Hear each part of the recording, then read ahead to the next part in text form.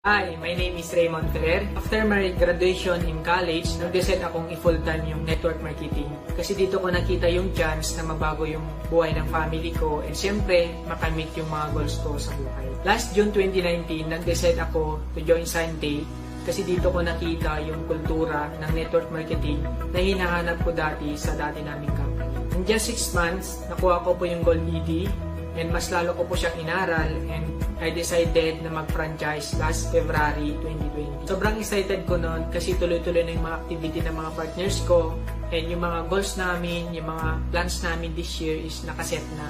Pero biglang dumating si pandemic and kailangan namin mag-adjust. Yung transition from offline to online na in reality, hindi naman lahat nakakasabay. Katulad ko na more offline ang approach sa ginagamit ko. At bilang tumato yung leader sa team ko, kailangan kong mag-step out sa aking comfort zone na aralin ang online presentation katulad ng mga webinar, Zoom meeting, at mga tools na mayroon sa Team Wellness. Mahirap sa umpisa, pero dahil seryoso at committed ka sa pag-build ng network mo, hindi rason ang hindi ko kasi alam gawin. Akala ko noon babagsak na ang sales namin dahil sa lockdown.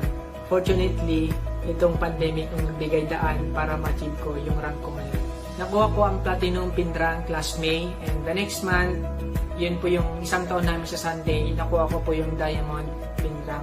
And good news, nasimulan na din ang renovation ng bahay namin sa Camiguin.